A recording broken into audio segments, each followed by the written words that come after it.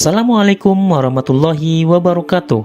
Perkenalkan, saya Ahmad Reza Jailani SPD dari SMP Negeri 25 Takengon, calon guru penggerak Angkatan 9 Kabupaten Aceh Tengah, sebagai fasilitator Bapak Anwar dan pengajar praktik Ibu Linda Trisnawati.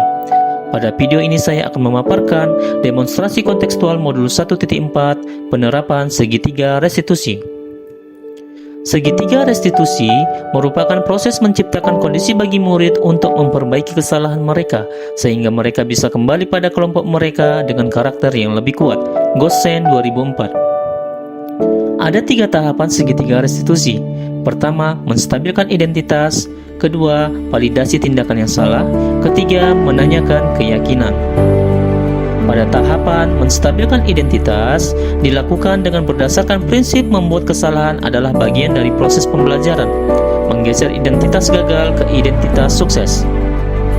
Pada tahapan validasi tindakan yang salah dilakukan berdasarkan prinsip setiap perilaku berupaya memenuhi suatu kebutuhan tertentu. Guru akan bergeser dari pemikiran stimulus respon menjadi proaktif, mengenali dan mengakui kebutuhan murid akan memperbaiki hubungan dengan murid.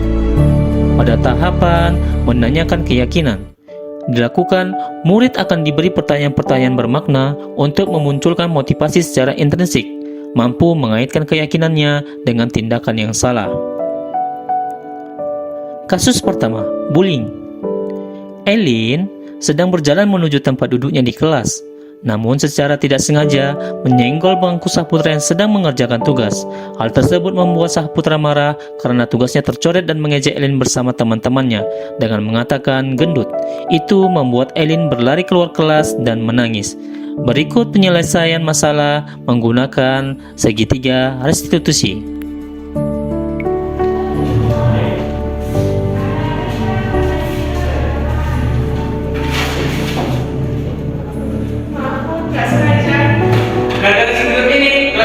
Tulisan ini jadi coret.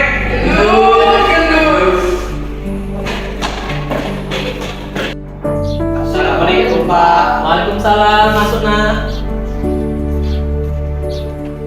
Silakan duduk. Kalian tahu kenapa Bapak panggil kemari? Tidak tahu Pak. Kami ada salah ya Pak. Tadi teman kalian Eileen datang ke Bapak. Dia menyampaikan kalian itu ada ngejekin dia di kelas dengan sebutan gendut ya? Benar Pak, dialah yang duluan tadi Pak. Senggol bangku saya, jadinya buku saya jadi kecoret. Kan saya jadi marah Pak. Iya, kalau saya jadi kalian pun Bapak pasti marah karena lagi serius ngerjain tugas, tiba-tiba tugas kita tercoret ya. Meski begitu Bapak apresiasi nih karena kalian tidak menggunakan kekerasan fisik. Namun menurut kalian apakah tindakan tadi sudah benar? Tidak Pak. Kenapa coba? Karena mengejek dengan sebutan gendut tadi Pak. Ya, kita kan sudah ada kesepakatan kelas berupa keyakinan kelas yang kita tempelkan.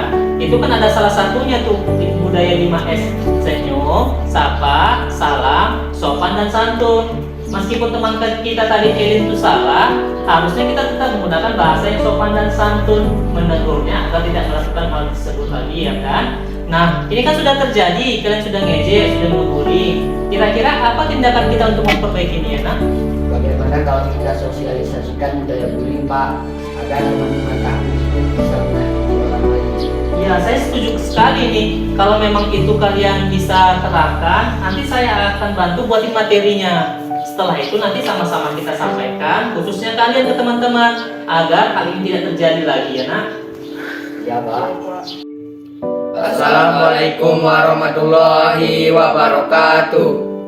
Perkenalkan, nama saya Saputra dari kelas 9B. Perkenalkan, nama saya Novel Sahreja dari kelas 9B. Perkenalkan, nama saya Bagus dari kelas 9B. Setelah kami diskusikan dengan Pak Reja, akhirnya kami tahu dampak bullying. Apa yang kami lakukan tadi salah. Sehingga kami berusaha mensosialisasikan bahaya bullying kepada teman-teman. Terima kasih. Pada kasus kedua, pacaran di lingkungan sekolah. Cesa Nabila terlihat begitu dekat dengan Nopal dan seringkali mendapat laporan dari teman-temannya karena pulang dan pergi selalu bersama. Setelah ditanyakan langsung kepada mereka, ternyata mereka berpacaran dengan alasan menambah motivasi belajar.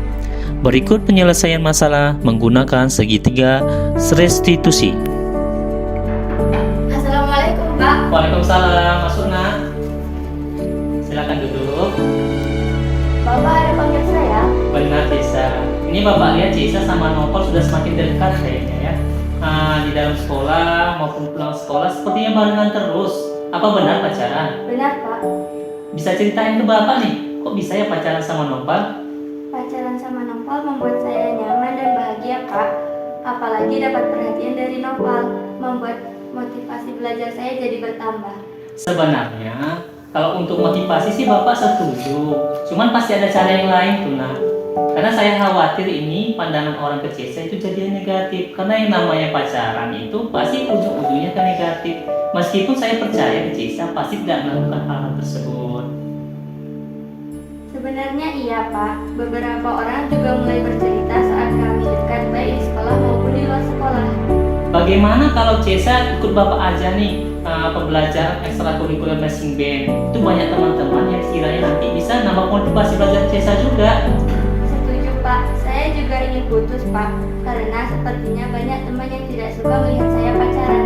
Justru itu lebih baik ke Cesa, karena di sekolah kita kan banyak kegiatan lain. Mungkin bisa mempengaruhi mengalihkan pikiran Cesa tentang pacaran ya. Assalamualaikum warahmatullahi wabarakatuh. Perkenalkan, nama saya Keisha Nabilah dari kelas 8A. Saya merasa sangat senang setelah berdiskusi dengan Pak Rika. Akhirnya saya tahu ada banyak cara untuk meningkatkan motivasi belajar. Salah satunya mengikuti kegiatan ekstrakurikuler marching band. Terima kasih.